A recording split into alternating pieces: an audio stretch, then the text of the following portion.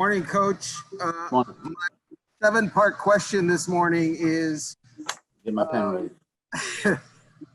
what do you expect to see from your quarterbacks today? That's it. Oh, okay. Well, obviously it's the first day in pads. I mean, we've seen a good amount from these guys, I would say, over the last two practices, which were more, O versus D, team oriented. But I want to see them get guys in and out of the huddle.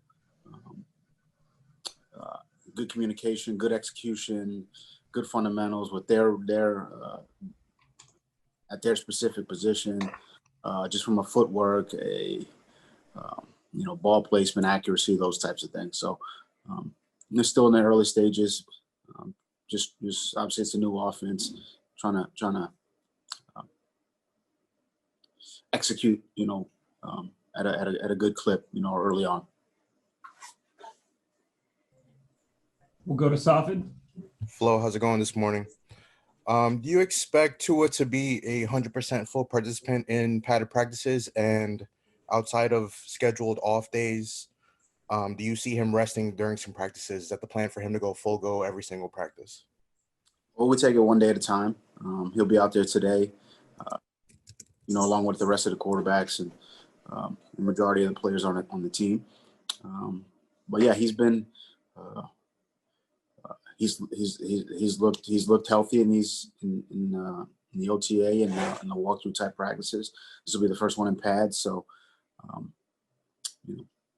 yeah, he's looked healthy, and we'll just we take we're taking this one day at a time with Tua, as we are with every player, and hoping that he improves on a daily basis. But like any rookie, he needs the snaps and he needs the reps to improve and get better and give himself a chance.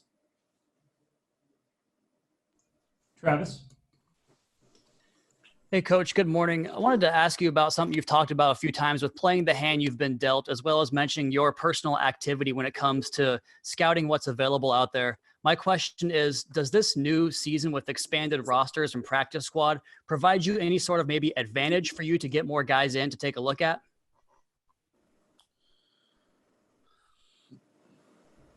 I don't know if it provides us an opportunity to look at more guys. I would say, if anything, it's harder to look at, to get workouts in. I mean, there's protocols in place to do them, but it's not as seamless and easy as hey, hop on a plane and get here. There's a process that players have to go through to work out now. So, look, we have limited time. So as far as, we have gotten some guys in, and, we'll continue to do that. But quite honestly, Chris and Brandon and Marvin, those guys handle, a lion's share of those things. Obviously, I play a role in that as well. But, logistically, it's not easy to put together workouts as they were a year ago. So from that standpoint, there's a little bit more difficult. But, I think, up to this point, we've made some roster moves, and I think we'll continue to do that. And, again, like you said, and I've said, we're going to play the hand that we've been dealt. And, I think we're just trying to proceed on a day-to-day basis as best we can, given the circumstances. We'll go to Josh. Hey, Flo, good to see you, man. Since the first couple of weeks of camp of walkthrough and camp, how would you say the offensive line has progressed, and kind of what can we expect to see early on from their group? I'm sorry, can you repeat that? I was looking for you. I couldn't. My bad, man. No, just saying, Yeah. Good to see you. And then for the first 2 weeks of camp and walkthroughs, how would you say the offensive line has progressed, and what can we expect to see early on here? Well, obviously, we've got a lot of young guys in that group, with some veteran players sprinkled in, like Ted Karras, like Eric Flowers, who just got back, like Jesse Davis. Dieter was here a year ago. But we've got a few of the young guys as well. So, look, I mean, there's a lot of chemistry that has to be built there. I think that's coming along. Could be better. We're working a few different combinations. But look, on the O-line, you can't really, you don't know what you have until you put the pads on, and you're literally fighting pressure with pressure against another body, and working the double teams, working the combinations in the run game, feeling the speed and speed rush and power rush and bull rush and speed to power, and converting to power, feeling those things. You don't know what you have until they're putting that setting, which starts today. But from a walkthrough and a non-padded standpoint, I think they're coming along.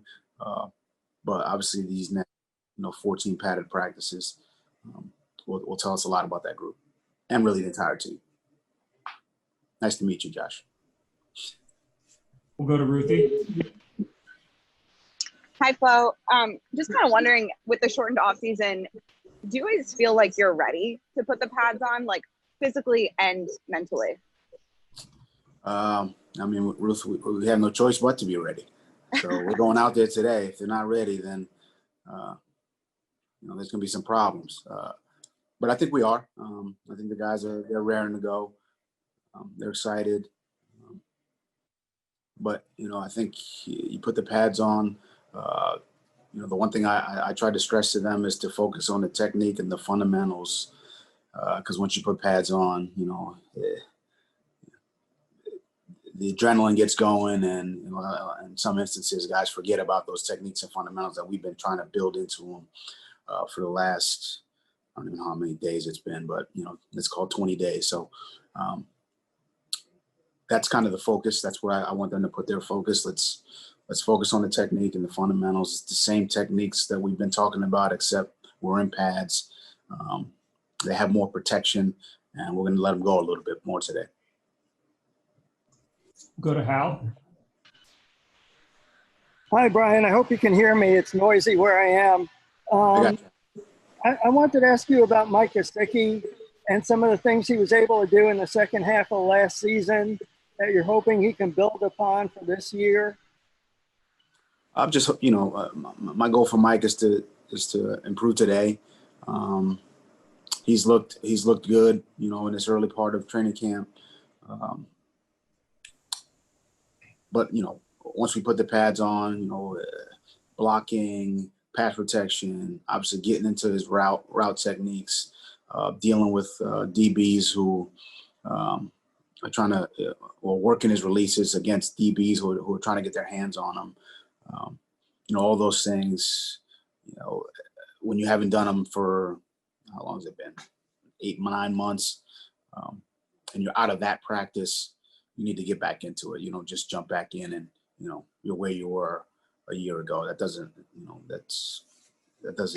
happen for any of us, coaches, players. So we all need to get out there and practice.